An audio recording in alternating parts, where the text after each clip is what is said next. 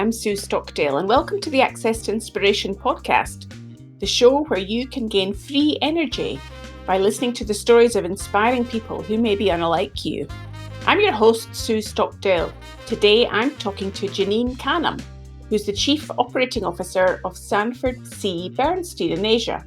And the essence I got from our conversation was how she is bringing a sense of humanity to the workplace by fostering a sense of connectedness and team spirit. As an ultra-distance runner, Janine has competed in multi-day races all over the world, raising money for the charity Run Hong Kong. And you may remember I spoke to Virginia in episode 16, who's the co-founder of Run Hong Kong. So listen in and you will hear Janine talk about how the mindset of never giving up has parallels in both business and long-distance running. Welcome to the podcast, Janine. It's great to speak to you today. Thanks, Sue. Thanks for having me. Now, I know we're going to be speaking about work-life balance, managing the pressures and the stresses that we all face today. So I think we're going to have a lot to talk about in our conversation. And perhaps I should let the listener know that you're kind of managing that firsthand right now because you're in day 6 of quarantine. Is that right? That's right. Day 6 of 21 days of hotel quarantine, which is the rule in Hong Kong. So in isolation in a hotel for 21 days, which is quite tough. Have you got a plan as to how you're trying to approach these days? Because that can be quite a long time, I can imagine. I do. So I've saved up all sorts of jobs to do while I'm in quarantine, because I think the main strategy is to keep yourself as busy as possible so the days fly by. I've got a training program which involves 2 to 3 sets of exercise a day. So I'm got a spin bike, I have a treadmill, I've got weights and resistance bands, and I'm tripping over all my gym equipment in the room. And I'm also making sure that I have several Zooms in the evening with friends and family so that I don't feel completely isolated and lonely. So that's what's keeping me going. And finally, I wouldn't say it's a strategy that's necessarily working, but I'm trying to relax and just accept my fate because it is what it is. Harder some days than others, but I'm trying to just think there's nothing I can do about it. So just give into it and relax. But I have to say at the moment, because they test you every 3 days, every time the phone rings, I literally leap out of my skin. So it's easier said than done. I think it's employing a good degree of patience as well, by the sounds of it, in terms of just accepting that there's not a lot you can do to change it, but how do you survive it as best you can? That's right, yes. When you're not in a hotel room in quarantine, I know that you're Asia Pacific CEO of Sanford Bernstein. That's a financial services firm, isn't it? That's right. It's a broker-dealer investment research firm, which is part of Alliance Bernstein, which is an asset manager. Now, that's one part of your life. You're also an ultra distance runner and you have twin boys. So it sounds like you're a pretty busy woman. That's right. So my twins are now 17. So they've actually been at boarding school for the last 3.5 years in the UK at their request. They absolutely love being in the UK. But during COVID times, this has been quite challenging, obviously, to spend time together as a family. So that whilst it's great for them because they're getting on with their lives and education and so on, it's been pretty tough and adds an extra challenge with the COVID restrictions here in Hong Kong. And I know that it was through one of our previous guests on the podcast, Virginia from Run Hong Kong, who was in episode 17, that she recommended you as a guest. How do you know her? I know Virginie through 2 facets of life. One, she's an ultra runner and a much more accomplished ultra runner than I am. She's actually, I think next week or the week after, about to embark on her third 4 Trails Ultra, which I think she must have talked about in the episode you refer to. She's doing this for the 3rd time now. So I've met her through ultra running. I also know her because she runs a charity for refugees in Hong Kong, which is very close to my heart. She helps refugees through the power of sport to integrate into society by taking them out hiking with people, running, and so on. So given my background, which is my dad's Lebanese, and we lived in Beirut till I was 12, and we left because of the civil war. Now, I do look at refugees and think, there but for the grace of God. We were obviously very lucky. My dad had a great job and we were able to relocate. But obviously, there are a lot of people less fortunate. So I have a particular soft spot for the refugees here. And that's also how I know Virginie. So it's great that you can have that strong connection with her through the different aspects of your life and your interests. If I was thinking about your job as COO, first of all, Janine, how do you manage to juggle that demanding job, I imagine, with all the other parts of your life that you want to be paying attention to as well? Explain for the listener pressures of any given day. What does a day look like for you in your job? Well, I get to the office at 7 a.m. Now, obviously, with COVID and some days working from home, I'm talking about what was normal before now. But I have a carpool with some people who work with me and we live nearby. We get to the office at 7 a.m. And the beauty of it is I juggle by trying to leave the office whenever possible around 4 p.m., get back home so that I can have a couple of hours doing my own training during the daylight. And being in my position, obviously, with a global firm, there are a lot of Zooms at night. So I resume work in the evening. So that's the way I juggle it, is by giving myself some flexibility during the day. And at weekends, I tend to get up very early, 4:35 a.m., to do running or cycling because it's pretty hot and humid in Hong Kong usually. And so the best time of day to exercise is early. So manage to juggle things just by getting up extremely early, trying to fit it all in. It doesn't always work, but that's what I try and do.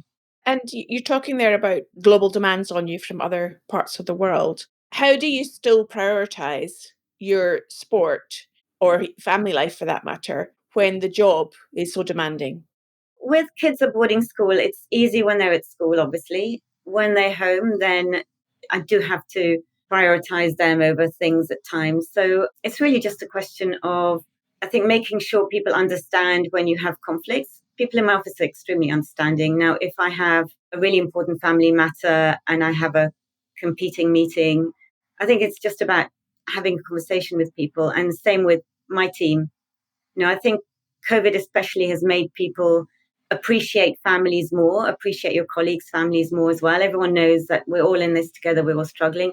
So there was one day in the office when I actually burst into tears in front of everyone on the trading floor because my kids had just gone back to boarding school the day before. And for a split second, I was actually really embarrassed that I'd cried in front of everyone. And then I thought, you know what? They're all struggling with something. So instead of running to the bathroom, which I normally would have done, and try and hide it, I just said, guys, we're all going through something. You're going through something. You're going through something else. And we actually ended up all having a conversation about it. And I think it's being human and showing people that you are human too. And I think you don't need to hide your vulnerabilities. And I think that does help with juggling because previously to COVID, you try and not show your vulnerable side in front of people in work and you'd accept late night Zooms and so on. And there have been many times when I've done things like miss kids' sports days because I had to travel for business trips or this, that, and the other. I think now people don't feel so embarrassed about putting their families first. So, if I was to ask one of your colleagues, even one of those colleagues on your trading floor, to describe you as a leader, what do you think they might say? Oh my gosh. I hope they would say, above all, I'm empathetic because I do like to put myself in a lot of people's shoes. And we are a very friendly, open firm. And I think that's the one thing probably that makes me never want to leave where I am is the people. We're all pretty open with each other. And I think that's really important. I think they would probably say I'm very approachable. And I get that sense from how you describe yourself as a leader, of thinking about the people in your firm and connecting and having empathy for others. Yeah, I hope that's how people see us. I like to think we're all in things together. We wouldn't be able to achieve nearly so much on our own, obviously. And I just think if we all help each other, we'll achieve so much more and such a much better time doing it as well. I've been in this company for 11 years. Previously, I was a partner in a law firm. And I have to say, there was a lot of dog eat dog in a law firm. There was a lot of competitiveness and backstabbing. It may not be like this now, but back then. And I used to go to work with sort of a knot in my stomach and thinking, why can't people just see that we're all in the same team together? Why do people have to be constantly backstabbing each other for credit for things? And yeah, that's a big difference, I think, from where I was before to where I am now is the team spirit. It's great to hear that there's that human aspect that's really coming across from what I'm hearing you talk about, Janine. is valuing people in this whole experience, no more so important than now that we're working virtually. Yeah, I mean, look, I've just been away to see my kids who are boarding school. I report to the global COO who had absolutely, no issues with me being away as long as I need to. We've got a lot of people who are currently traveling or stuck outside because they went back to see their families in different places for Christmas. We've got a lot of mainland Chinese staff who we told go home for Christmas and stay till after Chinese New Year. We've given people 8 weeks to come back, more if they need it. But I think if you don't do that, you're just going to lose people and you're going to have very unhappy, miserable people because, Hong Kong in particular is making it quite tough for people to travel with our 21-day quarantine rules. And so we're trying to be really understanding and help people. And I hope people appreciate that. That's more important than a lot of other stuff at the moment, is just making sure that people's well-being is prioritized. I'm thinking as you're saying that, Janine, that many a boss perhaps listening to this might also think, well, yeah, that's fine, but we still have to make the numbers. We still have to get the results. Even with working from home last year, we found a lot of our staff have been more productive. So, for example, we have a bunch of research analysts and associates who research companies. In a normal year pre-COVID, they'd be traveling a lot to see clients. Let's say they do a US trip. They might be traveling within the US every single day and having 8 meetings a day. Well, now they don't do that. They Zoom clients. They've got a lot more time to actually write the research. And so we're actually finding, in an ironic way, having this work from home in some ways has benefited a great deal. So it just cuts out a lot of that unnecessary travel time that people thought was much more important before and less so now. I guess I want to turn my attention to your love of sport and ultra running, if I may, Janine. I also know that your partner is an ultra runner. Is that right? That's right, yes. We met through running about maybe 7 years ago. Does that make it easier then to participate because it's kind of a family affair? Yes and no. He's a much better runner than I am. So we don't tend to run together because he's on another level. But I guess he understands my love of running. I guess we're probably a bit boring as far as other people are concerned. We probably talk about running a lot more than other families do, perhaps. Now, what are some of the ultra runs that you've done that really stick in your mind? For the listener that doesn't even know what an ultra run is, just give us a sense of what it involves and how far it is. Well, so let me tell you how I got into this. I was quite a late start, actually. It was after I had my twins and I was trying to initially lose weight. And I had a personal trainer to help me. He started me running. And at first I was just running, a few kilometers here and there. And eventually I said to him, do you think I could possibly run 10 kilometers? And he was like, don't be ridiculous. Of course you can. So I ran 10K. Then eventually I was like, can I run a half marathon? Can I run a marathon? And ultra marathon is obviously anything that's longer than a marathon, which is 42.2K. It was kind of continuously pushing myself to see what I could do next. That got me then into, okay, I'm suddenly got fixated on the idea of doing a multi-stage ultra, which was my first really big event, which was the Racing the Planet's Gobi Desert Race. And that's 250 kilometers over the space of a week. So 6 marathons in 7 days. And I'm just, an ordinary person who didn't even take up running till after she'd had kids. And obviously, as you say, got a full-time job. So can't dedicate as much time as some other people can to training. And it just shows really that anyone can do these things if you're interested enough. So I even recall turning up at the start line and all these people stood there and I thought, oh my gosh, what have I done? I've bitten off way more than I can chew. They all look professional. They all know what they're doing. And the reality is there's a big bunch of people just like me who weekend warriors. We just do it for fun. We love the atmosphere. We love the excitement, the adventure, the people that you meet on these, and then seeing all the spectacular scenery that you wouldn't otherwise see when you just go on a normal holiday or even just on a normal run. Once it becomes quite a long distance, by definition, you're probably going to be running places you can't get to by car. And that's the bit that I love so much, is just looking around and seeing all these, amazing places you otherwise wouldn't see. So then I got hooked. And of course, once you're hooked, it's there's no way back because you're constantly planning the next one. Fitness and health and be injury free. As a previous athlete myself, I know that it's always really important to be injury free. How do you look after your body to make sure you're in shape to do these long runs?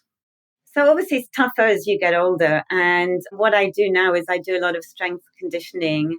I go, well, gyms are closed now because of COVID, but I've been going to train with a physiotherapist stroke gymnasium called Joint Dynamics here in Hong Kong. And I train with them twice a week and we do strength conditioning work there, and definitely need that as you get older. There's also something about the mental game in running. What are you thinking about in such a long distance? You've told us about the scenery that you're looking at, but what's going on in your mind? Because certainly, if your mind doesn't believe you can do it, your body won't keep up. It really depends. Sometimes I am really just not thinking about anything, or I'm just chatting to people. I guess when it gets really, really tough and you're struggling, that's when the mental game kicks in. And when you have to play mind games with yourself to stop yourself from quitting. And I guess then it's down to your purpose or thinking.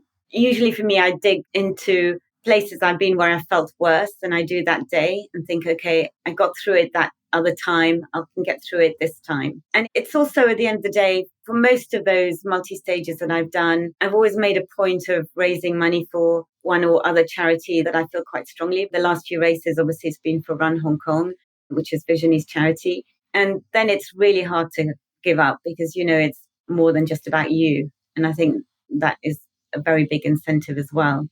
I can't imagine running those really long distances that you're describing, Janine. How fast are you actually moving? What's it like? It depends on the event because I've done about a dozen of these multi-stage races. Really does depend on the terrain. I mean, some of them have been in sandy deserts like the Sahara. Some of them are in mountains. Some of them are in jungles like in Costa Rica. And one multi-stage was in Antarctica. So in those, obviously depends on the day, how much elevation there is, how technical the terrain is. You may not be going very fast. And it's also a question of pacing yourself. So if you start off too fast on day one, you realize you're just not going to make it to day 7. So you do have to hold back in the first few days. And obviously, I'm not one of these people that's professional athlete who's at the front of the pack. And part of the reason I do these races as well is to get to see the scenery and so on. So sometimes it's kind of missing the point if you are pushing yourself too hard because you don't get to appreciate everything and everyone around you either. Yeah, so there isn't really an easy answer to that question. Well, I think what you're describing to me is you're seeing it as a complete race, and then each day is divided up into a small proportion of the larger race. So you have to be balancing your efforts over the whole duration rather than just thinking about running as fast as you can on any given day. Yeah, that's right. And actually, this is where there's an interesting difference between men and women because it's a bit of a generalization. But on the whole, my observation has been that women are much better at pacing themselves than men. The men tend to go out really hard from day one, and then you find some of them are quite broken by day 3 or 4 and really slowing down. And it is the tortoise and the hare in some cases. So it must give you a bit more motivation at the end of the race when you might be overtaking some of those men that have burnt themselves out in the first few days. Yeah, some of them don't like being chicked. That's true. Well, I guess we all have to find our motivation in different ways. In terms of running in a race, I remember when I used to race, I never wanted to be overtaken by somebody wearing flowery shorts. In my mind, that was an indication that they weren't a proper runner. Well, I remember the first time I did London Marathon, I actually had bronchitis and I ended up having to walk the second half. I was so sick. And I was being overtaken by people dressed as beer bottles and caterpillars and Big Ben and all sorts of things. And it was incredibly frustrating because I could only walk to the finish. And sometimes you've just got to let it go as well. So I'm wondering, is there a crossover or a connection between the mindset and the skills and the capabilities that you bring to running and how you lead in your job? I think one thing I've noticed is through work in my projects, one thing I really notice myself doing is thinking that there has to be a solution. I don't like to accept a work that isn't a way around. It takes me a long time to get to the point where I think, okay, there really isn't a solution. We really can't do this thing that it is we might want to do. And I think maybe same thing with when you're running an ultramarathon. It's thinking, okay, I have to look at the whole, and thinking somehow I'm going to get to the end. I don't know how, but I know I'm going to. And I think with the job and the event, you have to have the finish line in mind and think, I'm not quite sure yet how I'm going to get there, but I know somehow I'm going to find a way to get there.